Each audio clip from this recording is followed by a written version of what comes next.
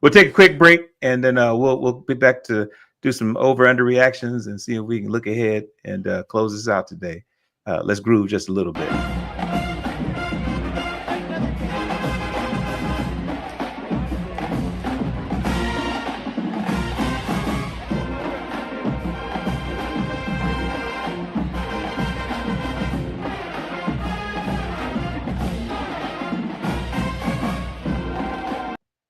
Hey, yes, talking out the side of your neck. Boom, bump, up. Hey, welcome back to Bison Brothers Basketball. I'm B Smooth with my man Chip Washington, self-appointed biggest fan of basketball at Howard University has ever known. Yes, sir. You guys don't understand. You don't understand. We are here for the fans and to get more fans to join Bison Nation.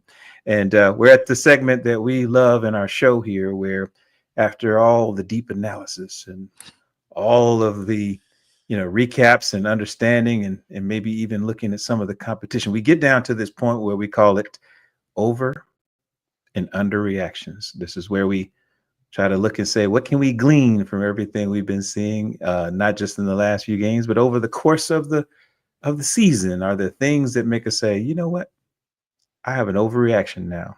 So I'll let you start today. I have a couple myself, but I have to change mine because mine don't seem so outlandish when people keep getting rookie of the week. So I got to work on mine, but you tell me where you are and I'm gonna see where I can fit in.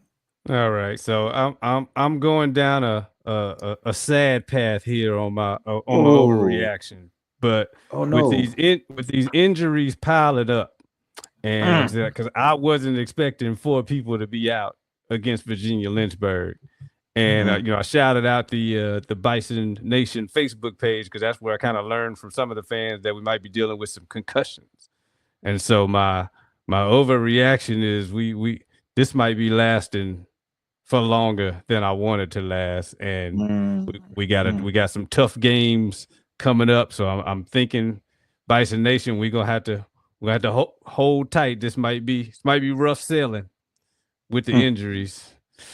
Yeah. So, but again, I hope everybody proves me wrong. But that's my, as the fan overreaction, I'm like, oh, this ain't gonna be good with these injuries. So we want everybody to heal up, get well. Your health is your wealth, so we want to make sure everybody's okay. But that, just from a fan perspective, my overreaction is like it's my head and my hands. Like, oh, these injuries they're gonna be the death knell. So, you know what, I like that, brother. That sounds like you're taking every report. I didn't think you took the MASH or the health reports into consideration with some of your prognostication, but I do appreciate you saying we need to, health is the first priority. So we just need to stay in it and make sure we play healthy. I will say that one of my overreactions that I still think are in play is that, and I have to look at the final number, so I wasn't able to look at the stats from the Lynchburg game, but I still think that 10 turnovers or less for our guys puts us in position to win, not necessarily play close, not pull it out at the end, but 10 turnovers or less. That's going to be our formula for winning a lot of games, non-conference as well as conference games, because that's going to be a difference for us. So I think that's the case. I think my underreaction, real quick, because again, I told you I'm really proud of how the ladies continue to kind of establish their identity as a defense first team, and then kind of offense. There is that the number's 4, right? My underreactions were close. So if we just had 4 double-digit scores, that's our winning formula, because we play defense and we rebound. But if we just had 4 double-digit scores, that's the formula that I'm seeing. Coach Ty Grace can let me know if I'm not really where she wants to be, but if that's what I'm seeing, if we got 4 consistent double-digit scores, Destiny and three others, we could probably see ourselves, winning games that they're always in reach for us. We just got to have more scoring. So that's my underreaction. What about you, sir?